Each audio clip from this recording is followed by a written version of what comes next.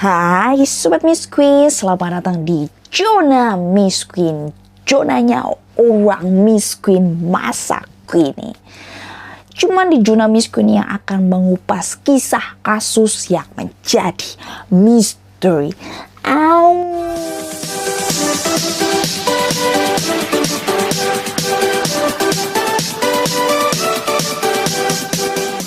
Mari kita meluncur ke topik cerita. Nama Junko Furuta memang terdengar asing di telinga masyarakat Indonesia. Kisah tragis yang dialami gadis berusia 17 tahun pada akhir tahun 1980-an ini akan selalu diingat banyak orang dan menjadi pelajaran. Banyak orang bilang ketika memiliki paras cantik dan rupawan maka hidupnya akan lebih mudah. Berbeda dengan Junko Furuta. Darah cantik asal Misato, prefektur Saitama ini justru berujung naas. Furuta sangat populer di sekolahnya. SMA Yashio Minami. Kepopuleran ini ternyata membuat iri sebagian teman-temannya di sekolah.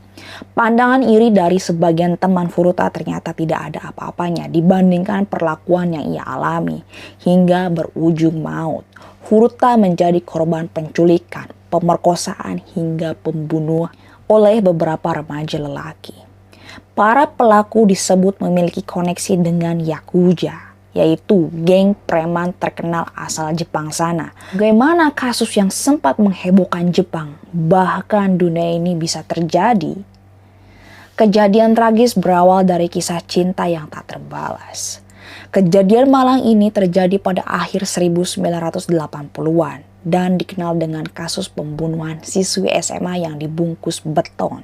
Lahir pada tanggal 22 November 1971, Furuta tinggal bersama orang tua, kakak, dan adik laki-lakinya. Kehidupan Furuta juga berlangsung normal seperti remaja seusianya. Ia bekerja paruh waktu usai pulang sekolah. Petaka datang ketika Hiroshi Miyano, lelaki yang dikenal sebagai tukang bully dan disebut memiliki hubungan dengan Yakuza, terpikat pada kecantikannya. Reputasi buruk Miyano diperparah dengan hobinya mabuk-mabukan, ngerokok, menggunakan narkoba, dan main perempuan. Anak baik seperti Furuta biasanya menjadi korban penindasan Miyano dan kawan-kawannya. Melihat paras Furuta yang cantik, Miyano justru jatuh hati dan langsung menyatakan perasaannya. Furuta menolaknya dengan alasan tidak ingin pacaran dulu. Kemauannya yang selalu dituruti. Penolakan ini membuat Miyano marah dan neraka bagi Furuta pun dimulai. Rasa sakit hati Miyano berujung penyiksaan yang dilakukan pada Furuta. Pukul 8.30 malam pada 25 November 1988, Furuta yang baru selesai dari pekerjaan paruh waktunya pulang ke rumah menaiki sepeda.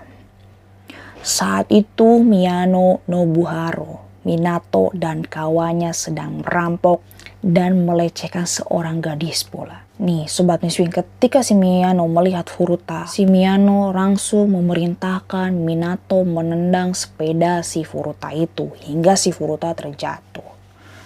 Miyano datang dan menawarkan diri untuk mengantar Furuta pulang yang langsung ditolak si Furuta. Si Miyano ternyata membawa Furuta karena si Miyano gak terima. Dibawalah si Furuta ke sebuah gudang bekas yang tak jauh dari sana. Di gudang itu, Miyano mengancam Furuta memamerkan koneksi dengan grup geng Yakuza. Tidak hanya di situ saja. Si Furuta bahkan dibawa ke kamar hotel bersama dua teman Miyano. Antara lain Jo Ogura dan Yasushi Watanabe. Minato langsung menyusul dan keempatnya membawa Furuta ke rumah orang tua Minato di distrik Ayashi, Adachi. Keempat pemuda mengancam akan membunuh orang tua Furuta jika sang gadis kabur. Lewat buku harian Furuta yang ada di tasnya, keempat pemuda tahu di mana sang gadis tinggal. Mereka bahkan bahwa Yakuza akan membunuh keluarganya jika si Furuta kabur. Khawatir orang tua Furuta nggak ada kabar dari putrinya, dia langsung menelpon polisi pada tanggal 27 November. Tak lama orang tua Furuta mendapatkan telepon dari si Furuta yang menyatakan Furuta baik-baik saja. Ya ma, Furuta lagi nginep di rumah teman. Jadi hari ini Furuta tidak bisa pulang. Seperti itulah. Tapi itu cuman trik dari para pelaku untuk menghindari pencarian polisi. Jadi si Furuta ini dipaksa berbohong untuk mengakui bahwa ia sedang menginap di rumah temannya. Seperti itu. Jadi sobat miskin, Furuta juga dipaksa mengaku sebagai pacar salah satu penculik pada orang tua Minato.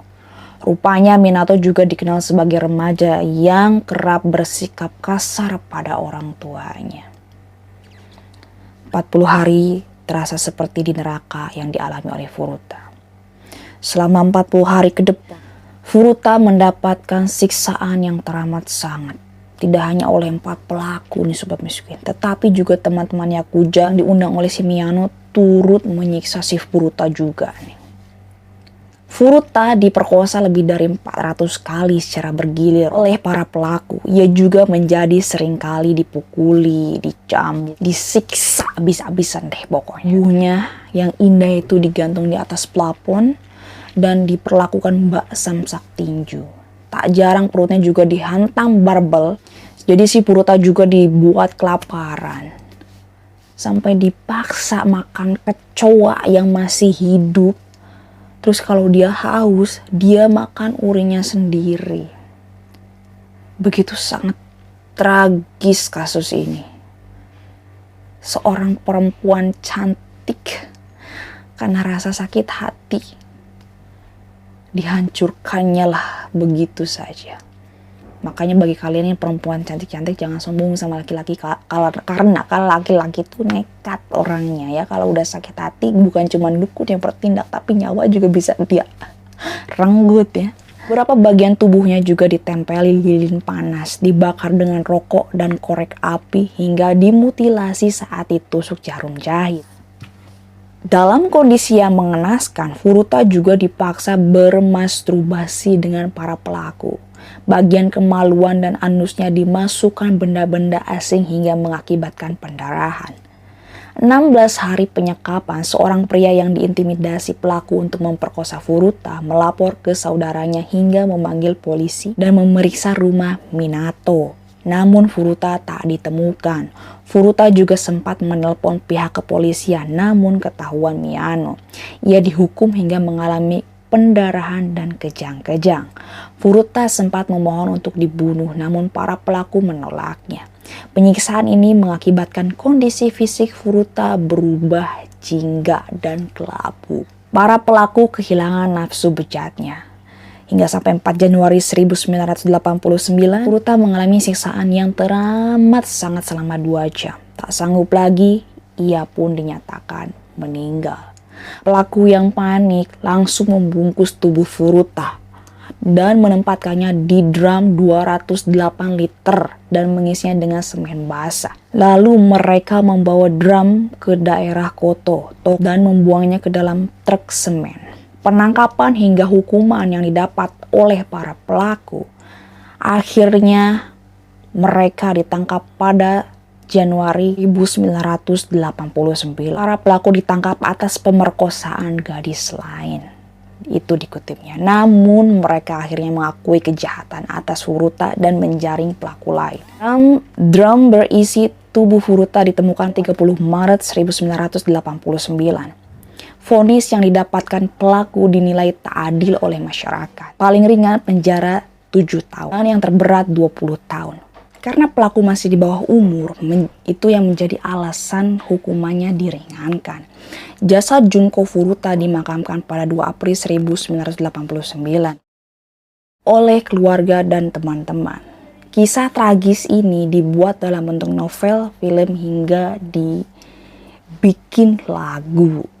Cukup sekian sobat miskin, itulah kisah kasus misteri tentang Furuta, gadis cantik yang disemen beton oleh seseorang yang berotak bejat, yang tidak tahu diri, yang nggak tahu deh, ininya udah hilang nih akal sehatnya. Oke, bagi kalian yang sudah berkunjung di Juna Miss Queen, jangan lupa untuk tinggalkan jejak ya. Berupa apa? Berupa like, comment, and subscribe, oke? Dan jangan lupa untuk share juga ke teman-teman kalian semua, biar mereka juga tahu kisah kasus misteri yang melegenda. Bye-bye.